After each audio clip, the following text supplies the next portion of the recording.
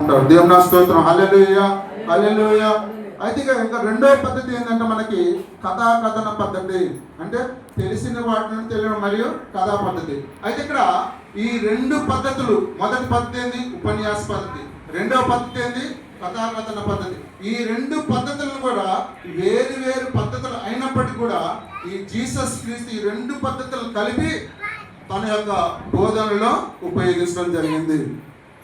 ఎందుకంటే వేల సంవత్సరాల క్రితమే ఇవన్నీ కూడా లేవు మనకు. అది యేసుక్రీస్తు వారి మొదటి గురువుగా మనకి పరిచయం అవుతాం. దేవుని స్తోత్రం. హల్లెలూయా హల్లెలూయా. అందుకని ఆయన ఏదైనా కష్టతరమైన విషయాలు ఏదైనా బోధించాలన్నప్పుడు యేసుక్రీస్తు వారు ఆ విషయాలతో పాటు దానికి సంబంధించిన ఎగ్జాంపుల్స్, ఉదాహరణలు ఇచ్చుకుంటూ ప్రజలకు బోధిస్తూ ఉంటారు. ఇప్పుడు గురువులు బోధించినప్పుడు మనకు అర్థం కావడానికి అయ్యగారు చాలా ఉదాహరణలు చెప్తా ఉంటారు. ఎందుకంటే వాక్యం అర్థం కాదు, దానికి అనుసరమైన ఆ సలహాలు సందేశాలు తీరాలంటే మనకి దానికి అనుకూలమైనది మనకి ఎగ్జాంపుల్స్ ఇవ్వాలి. అలా ఉదాహరణలు ఇచ్చినప్పుడు మనం అర్థం చేసుకోగలుగుతాం. కనుక మన ఈ విషయాలు ఏదైతే కఠినమైనది ఏదైతే ఉంటుందో ఆ కఠినమైనది మనకు అర్థం కావాలంటే యేసుక్రీస్తు వారు దానికి తగినన్ని సమాధానాలు కావాలంటే మనం కూడా డెమాన్స్ట్రేషన్ ఉండాలి, దానికి తగ్గట్టు చూసిన క్రియలు ఉండాలి, ఎగ్జాంపుల్ చెప్పాలి. కనుక దేవుని సన్నిధిలో మనం ఎలా ఉండాలంటే మనము ఎలా ఉండాలి? విశ్వాసం కలిగి జీవించాలి. దేవుని స్తోత్రం. హల్లెలూయా హల్లెలూయా.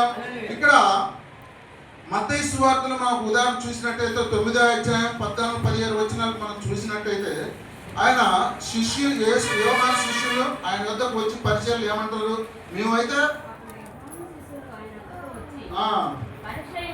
పరిచర్యలను మేము తరచుగా ఉపవాసము చేస్తున్నాము, కానీ నీ శిష్యులు ఉపవాసము చేయరు, దీనికి హేతు ఏమని ఆయన ఇక్కడ దీని అర్థం ఏంటంటే ఇక్కడ తెలియదు వారికి, ఎవరికి పరిచర్యలు తెలియదు.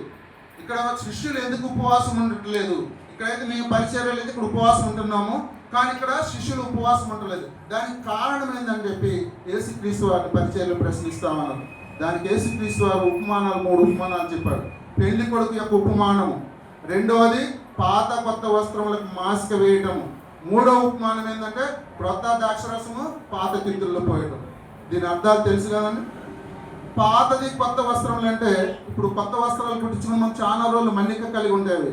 అదే పాత దాన్ని చినిగిదాన్ని మనం కుట్టినాం అనుకో అది ఎప్పుడు చినిగితూనే ఉంటుందని అదే ఉపమానం చెప్తారు.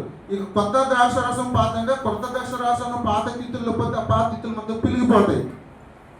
కొత్తది మన్నికగా ఉండదు, పాతది దాని మన్నికను కోల్పోతా ఉండదు. అందుకే ఈ యొక్క ఉపమానాలు చెప్పుకుంటూ యేసుక్రీస్తు వారికి పరిచర్యలకి చెప్పడం జరిగింది. దేవుని స్తోత్రం. హల్లెలూయా హల్లెలూయా. తర్వాత ఇంకొక ఉపమానం ఏంటంటే ఆవు గింజ యొక్క ఉపమానం, దాని సారాంశాన్ని కూడా వాడికి బోధించడం జరిగింది.